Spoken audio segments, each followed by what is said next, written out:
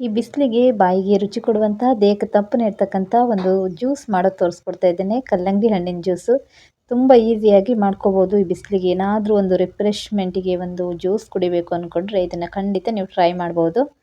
ಮಾಡೋದು ತುಂಬಾ ಸುಲಭ. ಸೂಪರ್ ಆದಂತಹ ಕಲ್ಲಂಗಡಿ ಹಣ್ಣಿನ ಜ್ಯೂಸನ್ನು ಯಾವ ರೀತಿ ಮಾಡೋದಂತ ನೋಡ್ಕೊಂಡು ಬರೋಣ ಬನ್ನಿ. ನಾನಿಲ್ಲಿ ಒಂದು ಕಲ್ಲಂಗಡಿ ಹಣ್ಣನ್ನು ಈ ರೀತಿ ಚಿಕ್ಕ ಚಿಕ್ಕ ಪೀಸ್ಗಳಾಗಿ ಮಾಡ್ಕೊಂಡಿದ್ದೇನೆ. ಇದನ್ನು ಇವಾಗ ಮಿಕ್ಸಿ ಜಾರ್ಗೆ ಸೇರಿಸ್ಕೊಳ್ತಾ ಇದ್ದೇನೆ.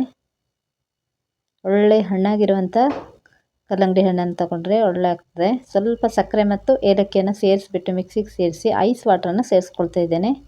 ಇದನ್ನು ಈ ರೀತಿ ಸ್ಮೂತಾಗಿ ಗ್ರೈಂಡ್ ಮಾಡ್ಕೋಬೇಕು. ಇವಾಗ ನೋಡಿ ಕಲ್ಲಂಗಡಿ ಹಣ್ಣಿನ ಜ್ಯೂಸಿನ ಸೋಸ್ಕೊಳ್ಳೋದು ಬೇಡ, ಈ ರೀತಿ ನುಣ್ಣಗೆ ಮಿಕ್ಸಿ ಮಾಡಿಕೊಂಡ್ರೆ ಸಾಕು. ನಾನಿಲ್ಲಿ ತಂಪನ ಬೀಜನ ನೆನೆ ಹಾಕ್ಕೊಂಡಿದ್ದೆ. ಇದನ್ನು ಒಂದು 2 ಸ್ಪೂನ್ ಆಗುವಷ್ಟು ಸೇರಿಸ್ಕೊಳ್ತಾ ಇದ್ದೀನಿ ಗ್ಲಾಸಿಗೆ.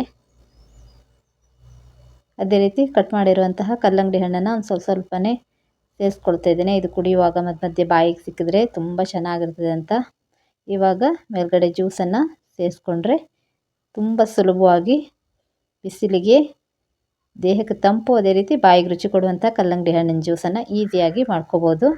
ನೀವು ಕೂಡ ಮನೆಯಲ್ಲಿ ಈ ರೀತಿ ಟ್ರೈ ಮಾಡಿ. ವಿಡಿಯೋ ಇಷ್ಟ ಆದರೆ ಲೈಕ್ ಮಾಡಿ, ಚಾನಲನ್ನು ಸಬ್ಸ್ಕ್ರೈಬ್ ಮಾಡ್ಕೊಳ್ಳಿ. Thank you.